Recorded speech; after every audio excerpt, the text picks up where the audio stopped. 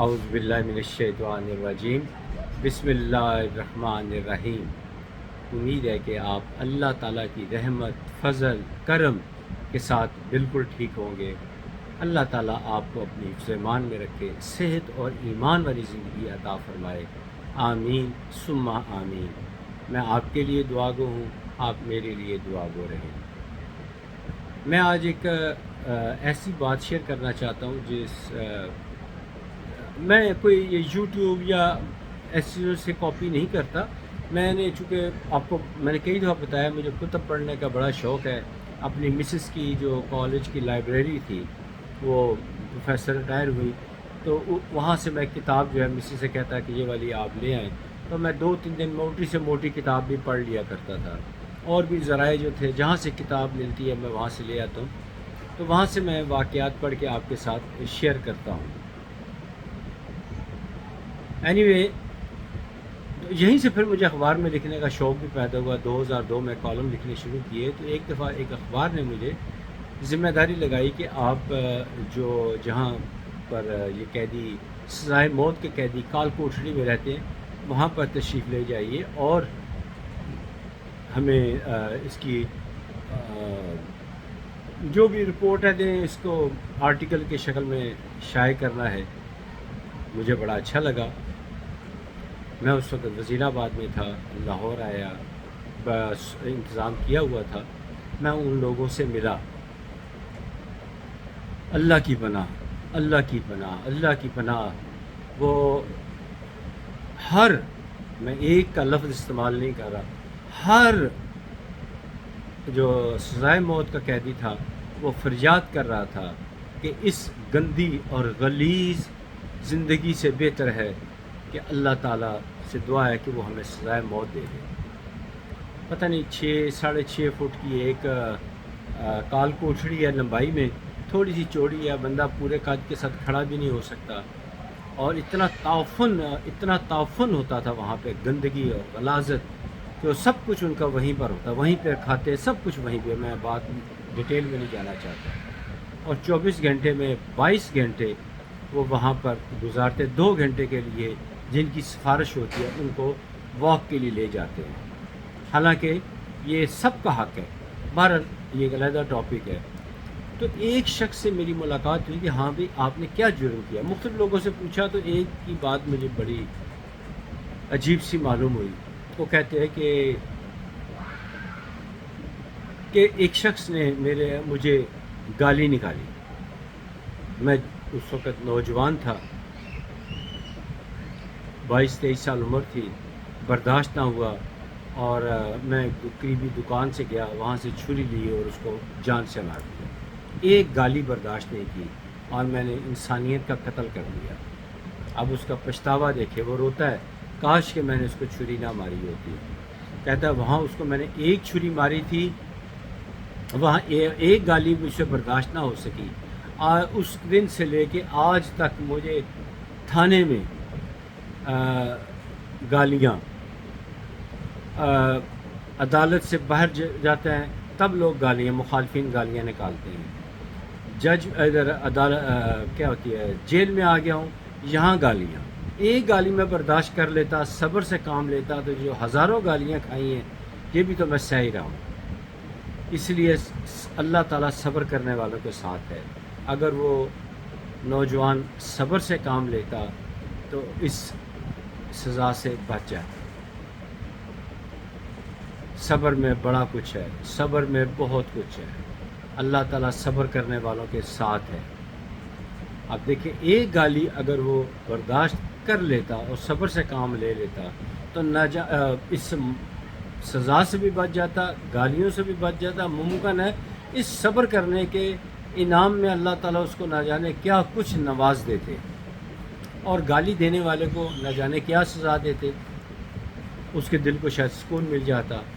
تو یہ چھوٹی ساری ویڈیو بنانے کا مقصد یہ ہے، صرف یہ ہے کہ صبر سے کام لے۔ صبر میں ہی سب کچھ ہے، صبر میں ہی سب کچھ ہے۔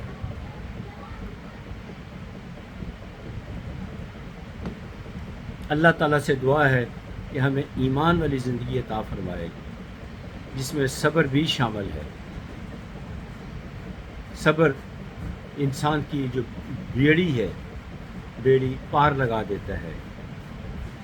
اچھا، چلتے چلتے ایک بات یاد آ گئی کہ لوگ اکثر فکرہ بولتے ہیں میں نے اس کام کا بیڑا اٹھا لیا۔ یہ بالکل غلط ہے۔ بیڑا تو وہ ہوتا ہے جو دریا میں، سمندر میں کشتی کی شکل میں جا رہا ہوتا ہے تو وہ بیڑا ہوتا ہے، اس کو اٹھایا تو نہیں جا سکتا۔ یہ بیڑا لفظ نہیں ہوتا، اصل لفظ ہے بیڑا۔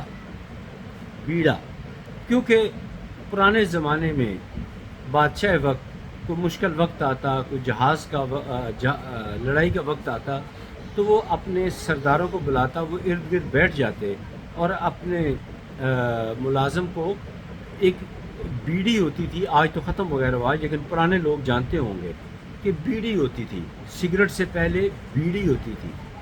وہ بیڑی جو تھی ایسے کر کے پیتے اور ایک دو سانسوں میں ختم ہو جاتی، تو وہ بیڑی جو ہوتی تھی وہ ایک تشتری میں رکھ کر ہر سلطان یا سردار یا سپہ سالار ان کے آگے سے گزاری جاتی، ان میں سے وہ ایک بیڑی اٹھا لیتا۔ اس کا مطلب یہ ہوتا تھا کہ میں نے اس کام کی بیڑا اٹھا لیا ہے، ذمہ داری اٹھا لی ہے۔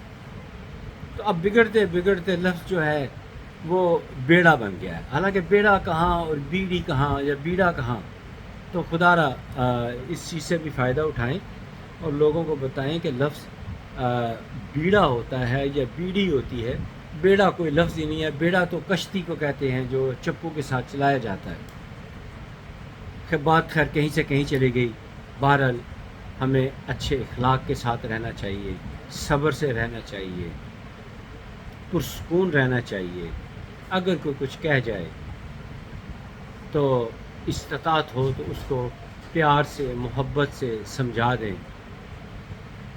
اور آپ کی کسی غلطی کی وجہ سے آپ کو کوئی برا بھلا کہے تو کہیں بھائی آغاز تو میری غلطی سے ہوا، میں اپنی غلطی کی معافی چاہتا ہوں۔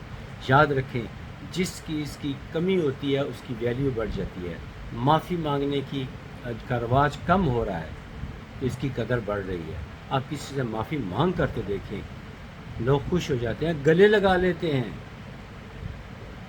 معافی مانگنے سے لوگ گلے لگا لیتے ہیں، اور سویلائزڈ معاشروں میں یہ سب کچھ ہوتا ہے۔ مجھے امید ہے کہ میرا یہ جو باتیں آپ کو پسند آئی ہوں گی۔ اللہ تعالیٰ ہم سب کو اپنی حفظ ایمان میں رکھے، ایمان کی حالت میں رکھے، ایمان کی حالت میں لے کر جائے، اور روزے قیامت بغیر کسی حساب کتاب کے بخش دے۔ جس مٹی میں ہم دفن ہو وہ مٹی بھی ہماری آمد پہ خوش ہو، اور وہ ہماری قبر جنت کے باغوں میں سے ایک باغ بن جائے۔ اللہ تعالیٰ کے ہاں ہر چیز ممکن ہے، کوئی چیز ناممکن نہیں ہے۔ آپ یہ جو میں واقعات سناتا ہوں، مختلف ویڈیوز آپ دیکھیں، سنیں، شیئر کریں نہ کریں وہ ایک علیحدہ بات ہے۔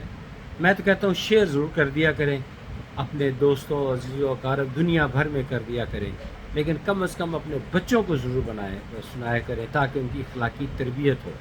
خود بھی سنیں، دوسروں کو بھی سنائیں، انشاءاللہ تعالیٰ آپ کو فائدہ ہوگا انشاءاللہ تعالیٰ۔ اور بدھ والے دن میرا کالم ضرور پڑھا کریں۔ آج اتوار ہے، میں نے آج کا کالم جو ہے سیلاب کے حوالے سے لکھ دیا ہے، اور انشاءاللہ بدھ کو روزنامہ نوائے وقت میں شائع ہوگا۔ میں انشاءاللہ اس کے چیدہ اثرات، جو چیدہ پوائنٹ ہیں وہ آپ تک شیئر کروں گا انشاءاللہ تعالی۔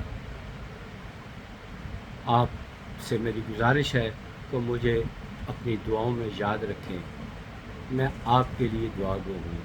میں بھی ایک ذاتی ایشو کے حوالے سے پریشان ہوں۔ آپ کی دعائیں اللہ تعالیٰ قبول فرما سکتے ہیں، ہر چیز پہ وہ قادر ہیں، بلکہ کر لیں گے، یقین ہے وہ کر لیں گے۔ آپ تہ دل سے میری اس پریشانی کے لیے دعا کریں۔ اور ایک چیز میں ضرور کہوں گا، جو میرا موبائل نمبر میں نے آپ کو بتایا 0331 4049 139، اس پہ اچھی کالز کیا کریں۔ اب جیسے آج کی کال نے مجھے دکھی کیا کہ انہوں نے میرے لباس پہ بات کی کہ آج جی آپ کے پاس مخصوص لباس ہی ہوتا ہے، آپ مخصوص لباس پہنتے ہیں، تو میں اپنے اس چاہنے والے کو میں کیا کہوں کہ مجھے تحائف دنیا بھر سے آتے ہیں. جوتے تو خاص طور پر لوگ بڑے شوق اور چاہت کے ساتھ جاگر دنیا بھر سے لے کر آتے ہیں. کپڑوں کا مجھے نہیں پتہ کہ وہ یہاں سے لیتے ہیں یہاں سے سلواتے ہیں، مجھے نہیں پتہ، لیکن اعلیٰ کوالٹی کے ہوتے ہیں اور مجھے اتنا کوئی شوق نہیں ہے. اور میں کپڑے جو مجھے لوگ دیتے ہیں میں اللہ کی رضا کے لیے لوگوں میں تقسیم کر دیتا ہوں، پھر بھی میرے پاس وافر مقدار میں موجود ہے. تو پلیز پرسنل نہیں ہونے کی ضرورت، پرسنل نہ ہوا کریں، اس کی کوئی ضرورت نہیں ہوتی. معاف کیجیے گا اگر میری بات آپ کو ناگوار گزری ہے تو میں ابھی معافی چاہتا ہوں آپ سے. اگلی ویڈیو تک اجازت دیجیے. خدا حافظ. السلام علیکم ورحمۃ اللہ وبرکاتہ.